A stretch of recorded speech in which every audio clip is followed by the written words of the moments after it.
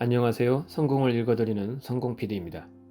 오늘은 복잡한 세상을 이기는 단순함의 힘, 한 가지에 집중하라 라는 메시지를 담고 있는 원싱을 읽어드리고자 합니다. 원싱은 아마존과 뉴욕타임즈 베스트셀러 1위에 오른 책입니다. 저의 목소리가 여러분의 성공에 보탬이 되면 좋겠습니다. 시작하겠습니다. 당신에게 가장 중요한 단 하나는 무엇인가? 1991년 6월 7일 지구가 112분 동안 흔들렸다. 물론 실제로 지진이 난 것은 아니었다. 하지만 꼭 세상이 흔들린 듯한 그런 느낌이었다. 그때 나는 굿바이 뉴욕, 굿모닝 내 사랑이라는 영화를 보고 있었는데 극장 안은 관객들의 웃음소리로 들썩이고 있었다. 영화사를 통틀어 가장 재미있는 작품 중 하나로 손꼽히는 이 영화에는 곳곳에 멋진 지혜와 통찰이 담겨 있다. 그 중에서도 특히 기억에 남는 장면이 있다. 고집스러운 카우보이 컬리와 소몰이에 관해서는 아무것도 모르는 전형적인 도시남자 미치는 목장을 탈출한 소떼를 찾기 위해 단둘이 길을 떠난다. 영화 내내 티격태격 부딪히기만 하던 둘은 나란히 말을 타고 가면서 인생에 대한 대화를 나누다가 마침내 마음이 통하게 된다.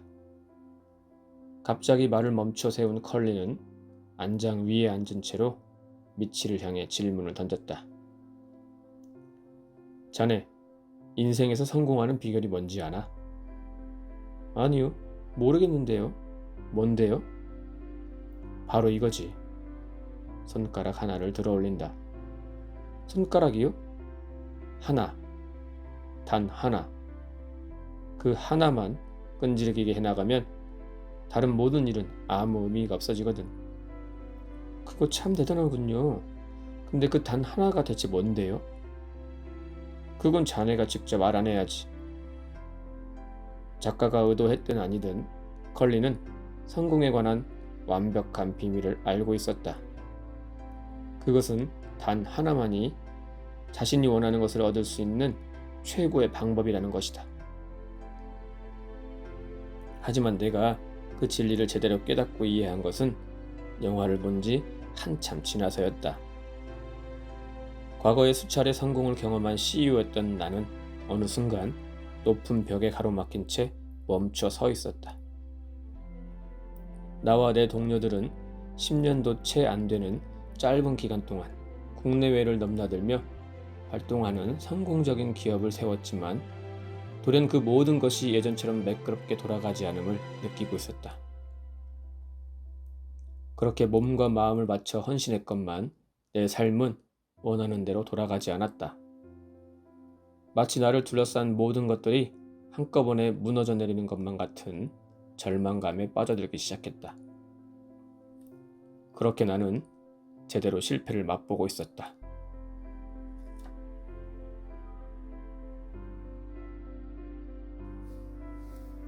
무언가는 포기해야만 한다. 그제야 나는 일에 대한 나의 접근법과 그동안의 결과를 연관지어 생각하게 되었다. 그리고 지푸라기라도 잡는 심정으로 경영 컨설턴트를 만나 그에게 내 상황을 설명했다. 개인적으로나 사업적으로 직면한 문제점들을 토로했으며 내가 원하는 삶의 목표와 인생의 궤도에 대해서도 함께 논의했다. 일단 내 문제점들을 전체적으로 파악한 그는 아주 철저하게 해결책을 탐색해 나가기 시작했다. 얼마 뒤 우리가 한자리에 마주 앉았을 때 그는 내 회사의 조감도, 한마디로 회사 전체를 공중에서 내려다본 것과 같은 그림을 보여주었다. 우리의 대화는 간단한 질문 하나로 시작됐다. 이 상황을 돌려놓기 위해 무슨 조치를 취해야 하는지 알고 있습니까?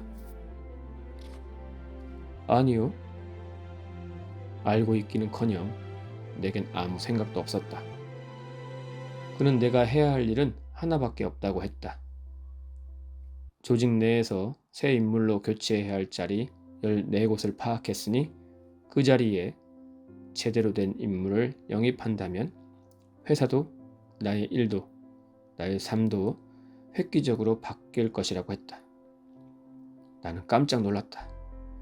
큰 변화를 일으키려면 그런 것보다는 더 엄청나고 대단한 조치가 필요하지 않겠느냐고 되물었다.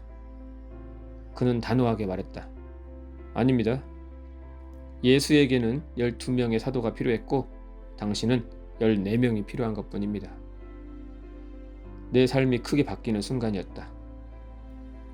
그렇게 작은 변화로 회사가 엄청나게 달라질 수 있으리라고는 생각해 본 적이 없었다. 그리고 내가 생각만큼 나의 목표, 내가 해야 할 일에 집중하고 있지 않았다는 사실도 분명하게 알 수 있었다. 컨설턴트와 상의하면서 그 시점에서 내가 할 수 있는 가장 중요한 일은 다른 그 무엇이 아니라 바로 적합한 14명의 사람을 찾는 것이었다. 그래서 나는 그날의 만남 이후 엄청난 결정을 내렸다. 바로 나를 해고한 것이다. 그렇게 나는 CEO의 자리에서 물러난 뒤 14명의 사람을 찾는 일에만 집중했다. 그러자 이번에는 정말로 지구가 흔들렸다. 우리 회사가 3년도 안 되어 연 성장률 40%를 달성하더니 거의 10년 가까이 그 추세가 이어진 것이다. 미국의 한 지역 업체였던 우리는 글로벌 기업들과 어깨를 나란히 하는 위치까지 올라갔다. 놀라운 성공이 이어졌고 그때 이후로 우리는 절대 뒤를 돌아보지 않았다. 성공이 또 다른 성공을 불러일으킨 그 여정에서 또 하나 흥미로운 일이 벌어졌다. 바로 단 하나가 무엇인지 쉽게 설명할 수 있게 된 것이다. 14명의 핵심 인력을 새로 뽑은 나는 그들 각자의 커리어와 업무를 개별적으로 관리하기 시작했다. 그들과의 코칭 시간이 끝날 때는 언제나 다음에 만나기 전까지 끝내야 할 일이 무엇인지 함께 논의하는 것으로 마무리했다. 그런데 많은 사람들이 하기로 한 일의 대부분은 기간 내에 마쳤지만 정작 제일 중요한 일은 제대로 끝내지 못하고 있었다. 당연히 결과가 좋을 리 없었고 실망과 좌절감이 뒤따랐다. 나는 그들을 돕는 차원에서 해야 할 일의 가지수를 줄이기 시작했다. 이번 주에 이 3가지 일만 할 수 있다면, 이번 주에 이 2가지 일만 마무리 짓는다면, 그래도 만족스럽지 못한 결과가 나오자 나는 자포자기하는 심정으로 당신이 이번 주에 할 수 있는 일 중 다른 모든 일들을 제쳐두고서라도 꼭 해야 할 단 한 가지 일이 무엇입니까? 라고 묻는 지경에 이르렀다. 그런데 그렇게 묻자 놀라운 일이 벌어졌다. 사람들의 실적이 하늘 높은 줄 모르고 치솟기 시작한 것이다.